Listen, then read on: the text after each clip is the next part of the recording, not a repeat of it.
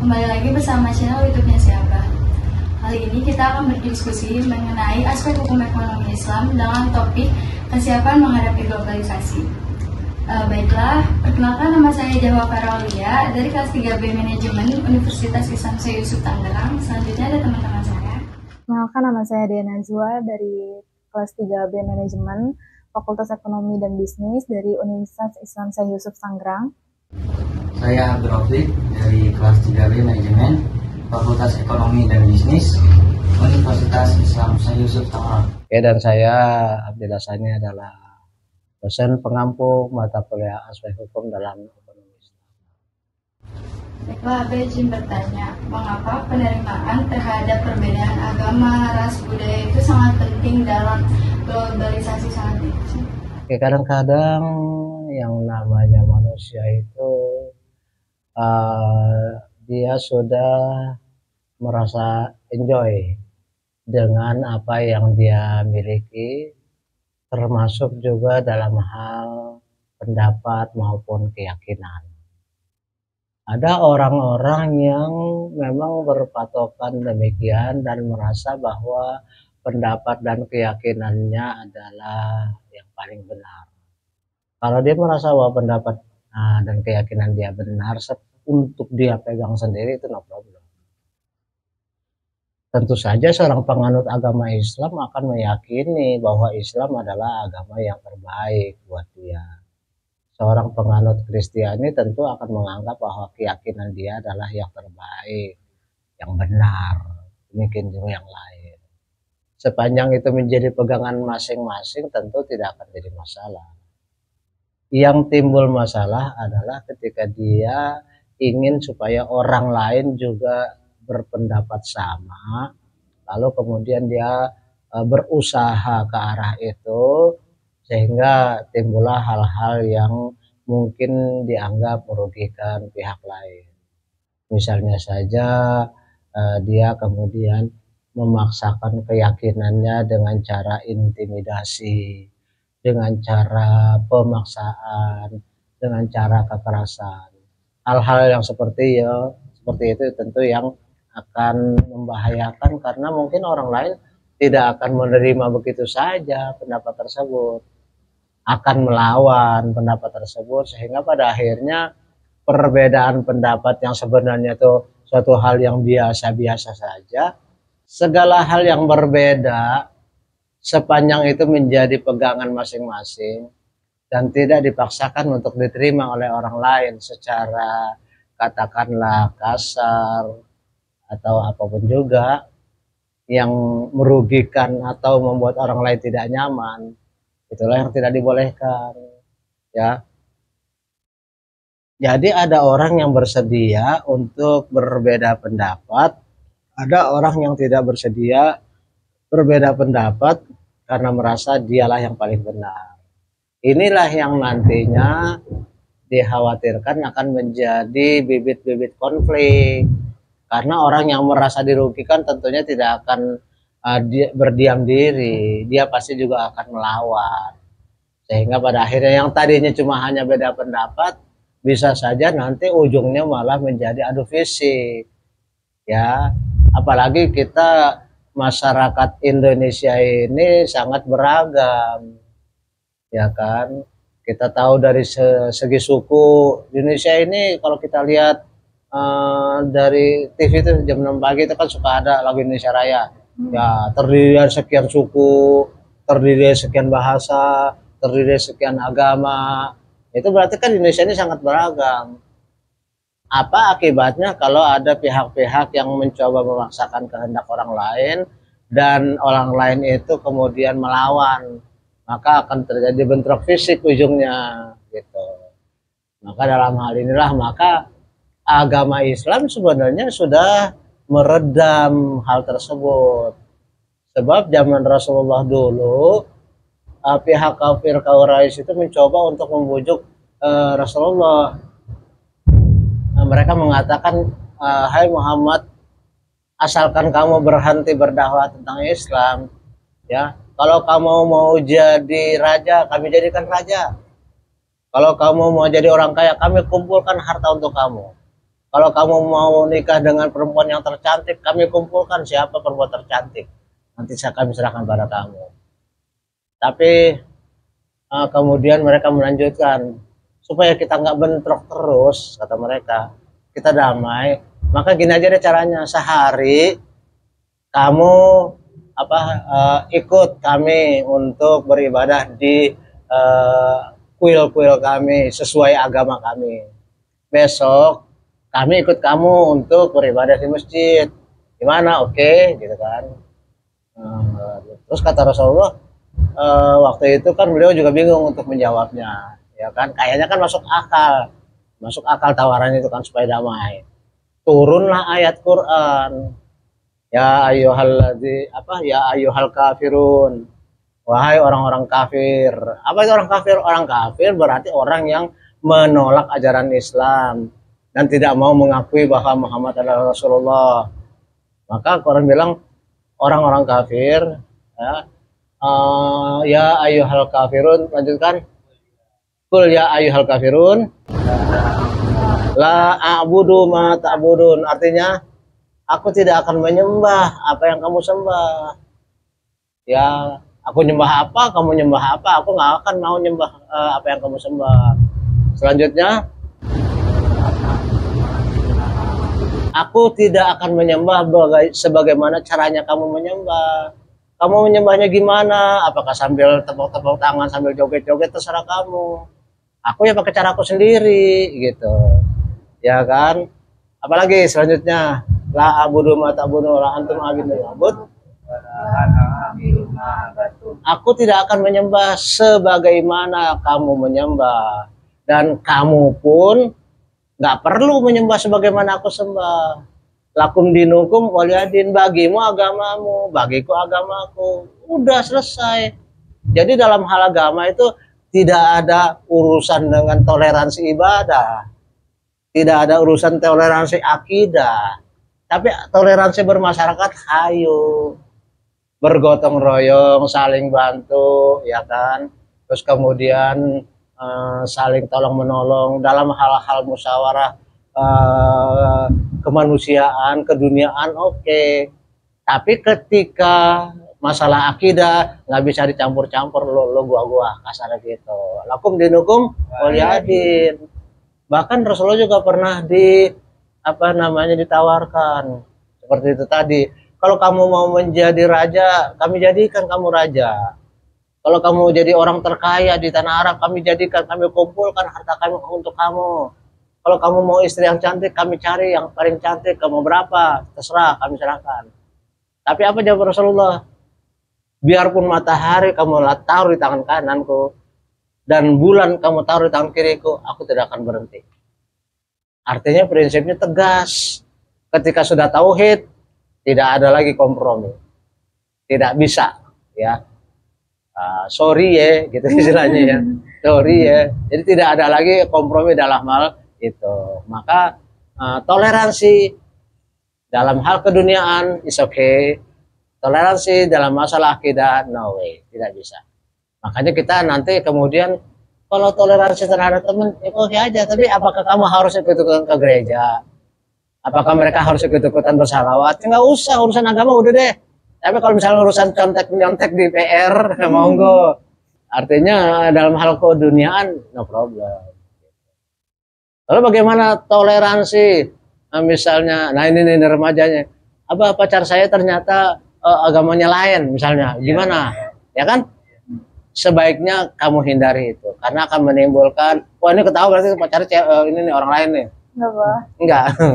Jangan, itu menimbulkan persoalan. Kenapa? Dalam Islam yang jelas kamu menikah dengan sesama Islam, sesama akidahnya. Kenapa? Menyulitkan bagi anak-anak kamu, bingung deh nanti.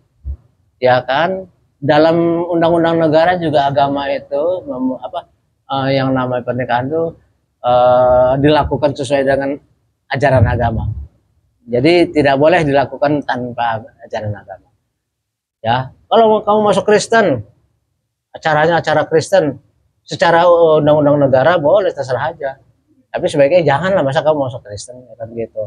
Akhirnya kamu tadinya pakai jilbab jadi biarawati, jilbab juga sih. Pakai hijab juga, tapi kan modelnya lain ya, jerawat ya gitu. Oke, ini kita tidak syarat, tapi istilahnya memang dalam hal kamu remaja ya sebaiknya berhati-hati memilih pasangan. Oke, ada lagi yang ingin tanyakan, silakan. Nah, saya mau bertanya, Bah. Ini tanya mengenai hukum Islam dalam masyarakat non-Muslim. Bagaimana sih, Bah? Hukum Islam tuh mengatur hubungan antar agama dalam masyarakat non-Muslim yang dipengaruhi oleh globalisasi. Globalisasi itu membuat kita jadi seolah-olah tidak ada lagi sekat-sekat yang membatasi. Kita bisa berkomunikasi dengan orang di seluruh dunia pada saat yang sama. Kamu punya teman di Afrika, detik ini juga bisa kamu telepon dia. Ya kan? Kalau dulu hanya suara, sekarang bisa video call. Dari manapun juga. Kalau dulu kita nerima berita itu biasanya berita itu tertunda. Kita nonton bola kan siaran tunda. Kapan bolanya kita nontonnya kapan. Terus sekarang enggak langsung. Ya kan? Seolah-olah antara satu masyarakat dengan masyarakat yang lain menjadi satu, tidak ada lagi pemisah. Kemudian berarti antara kita dengan orang lain berkomunikasi secara bebas, itu akan sangat mungkin akan ada pikiran-pikiran dari orang luar yang masuk ke kita, terutama ketika kita nonton YouTube, ketika kita bertiktok ria, ketika kita melakukan Facebook dan sebagainya. Jadi sangat mungkin apa yang kita punya karena dipengaruhi oleh luar, akhirnya kita tinggalkan. Apa yang orang punya yang tadinya nggak sama dengan kita punya, kita dipengaruhi, akhirnya kita jadi ikut-ikutan, kan gitu kan. Nah, dalam hal inilah kalau seandainya pengaruh itu datang dari luar dan apa yang dia sampaikan itu tidak sesuai dengan ajaran Islam, ya tentunya kita sebagai orang yang sudah dewasa, apalagi kita punya agama yang kita pegang, kita punya budaya asli Indonesia, berarti kan membentuk jati diri kita. Kalau kita punya jati diri kan insya Allah kita nggak ombang-ambing. Kamu mau bergaul dengan siapa? Dengan pemabuk kayak yang cowok nih, dengan pemabuk, pengguna narkoba segalanya. Tapi kamu kalau punya jati diri akan tetap straight, nggak bisa dipengaruhi, terserah dia, saya. Tapi kita bergaul tetap. Bukan berarti karena toleransi akhirnya kamu jadi ikutan menggunakan minuman keras, menggunakan narkoba, melakukan kejahatan lain. Berarti kamu nggak punya jati diri karena gampang diombang-ambing, gitu kan? Kalau kamu seorang yang punya jati diri, bergaul mah bergaul, tapi nggak bakal dipengaruhi, gitu. Gue ya gue, gitu istilahnya.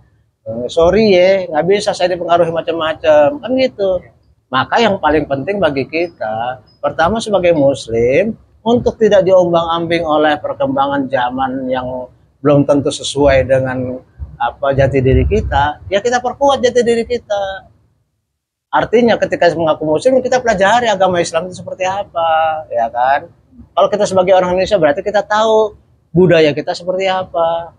Sehingga biarpun kita bergaul dengan masyarakat internasional yang katakanlah misalnya menganut free sex, menganut women lips, menganut macam-macam hak asasi manusia yang berlebihan, ya kita tetap bergaul sih nggak ada masalah. Tapi kembali lagi lu gua dalam agama juga lakum dinukum waliyadin, kita cuma bergaul saja, nggak ada yang lain. Itu kalau orang yang punya jati diri itu pasti akan kuat bergaul dengan siapapun.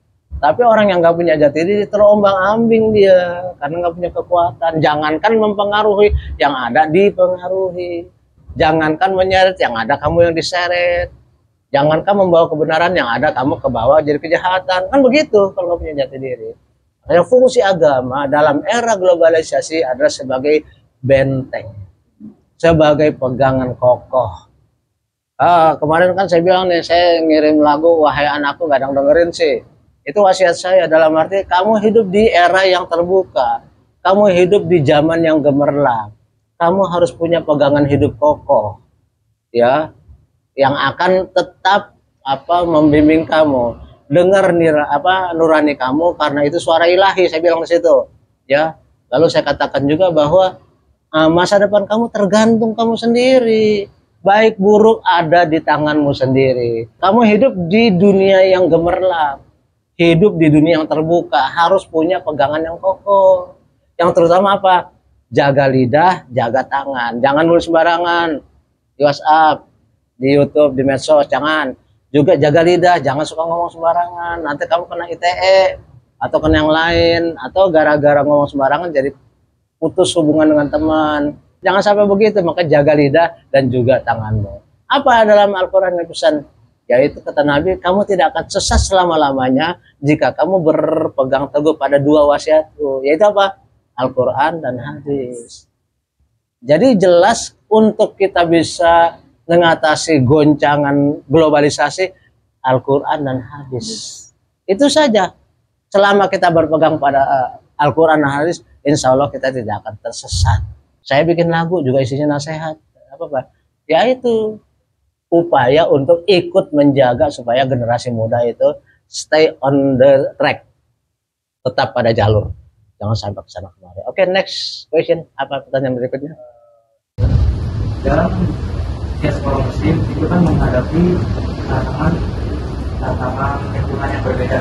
Nah, tantangan apa saja nih Mbak yang dihadapi diaspora muslim di lingkungan yang pada umumnya itu mayoritas? Oke, tapi sebelumnya tentu kita harus tahu dulu. Coba kamu buka chat GPT, apa itu diaspora? Please. Ayo, Dea.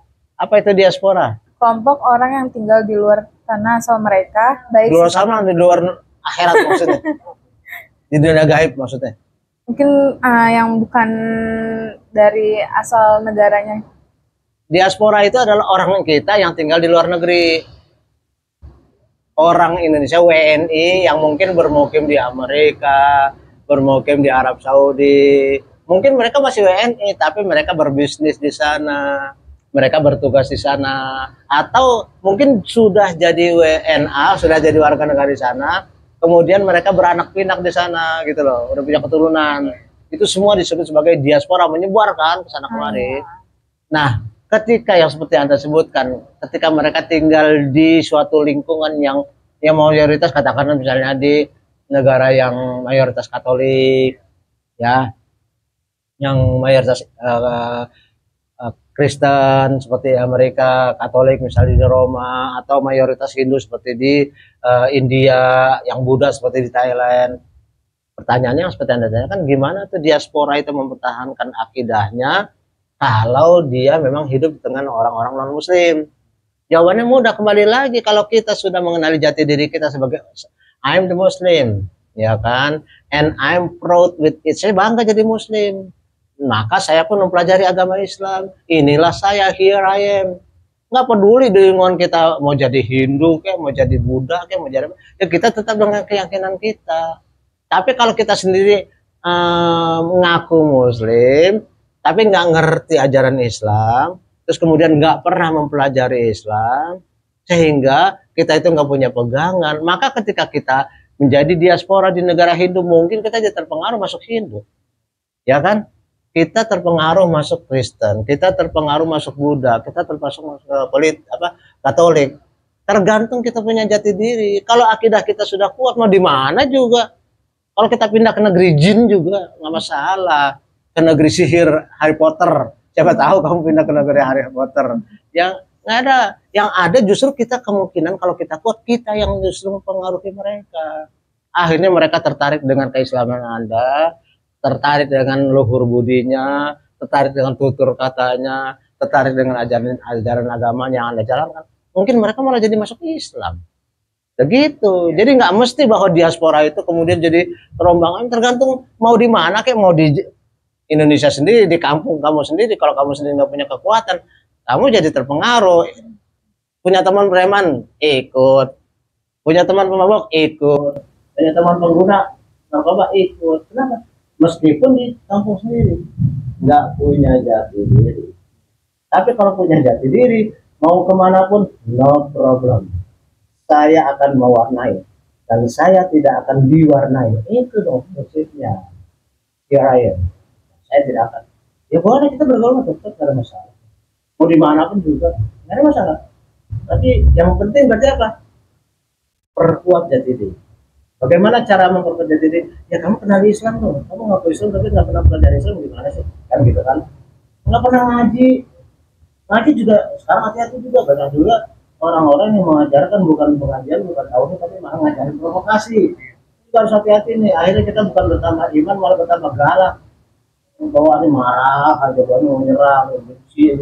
Hati-hati. Zaman sekarang kita harus hati-hati. Pilihlah ustadz-ustadz yang memang meningkatkan iman kita, meningkatkan pengetahuan kita, ya membuat kita jadi bijaksana, membuat kita jadi berpikir waras, membuat kita menjadi tidak terlalu ego.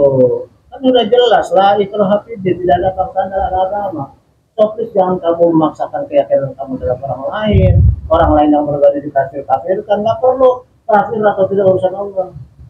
Ya kan kita jalanin aja apa yang jadi keyakinan kita, nggak perlu orang yang berbeda kemudian kita kafirkan. Insya Allah dalam era globalisasi maupun dalam era apapun kita tetap bisa eksis, kita tetap bisa menjaga jati diri, kita tetap bisa mempengaruhi orang lain sepanjang kita sendiri, kata Rasulullah, tidak binafsi, mulai dari diri kamu sendiri, nggak usah ngurusin orang, tidak binafsi, ya. Tingkatkan dulu pengetahuan kita, tingkatkan ibadah kita, tingkatkan akhirat kita, baru kita kemudian berusaha berlaku sesuai dengan Islam. Otomatis orang akan melihat. Nanti orang akan lihat, mungkin dia akan tertarik, nanya-nanya, gitu kan, saya tertarik dengan agama kamu gimana sih? Apalagi di negara-negara maju itu, mereka tuh agama cuma jadi simbol doang, nggak ada yang nyaris banyak nyaris sedikit sekali orang yang benar-benar memahami agamanya apa. Ya mohon maaf aja banyak penjahat yang justru pakai kalau salib. Ya kan dalam hal banyak yang salib tertentu. Berarti apa? Ini kamu cuma aksesoris, bukan ada di hatinya. Yang lainnya juga seperti itu. Kita nggak mungkin, kita kan nggak perlu pakai kalung kurang salib, nggak usah. Timahum fi wujuhihim dan asas sujud yang saya ceritakan. Tandanya orang sujud itu bukan tidak hitam bukan, tapi omongan kita, perilaku kita, perbuatan kita itu ada tanda orang sujud. Tidak sombong, tidak angkuh, tidak egois, tidak menyakiti. Itulah tanda-tanda sujud. Saya kira udah cukup panjang ya. Mudah-mudahan bisa diambil manfaatnya oleh teman-teman atau sahabat-sahabat. Oke, sekali demikian silakan ditutup. Cukup sekian dari diskusi kami pada hari ini.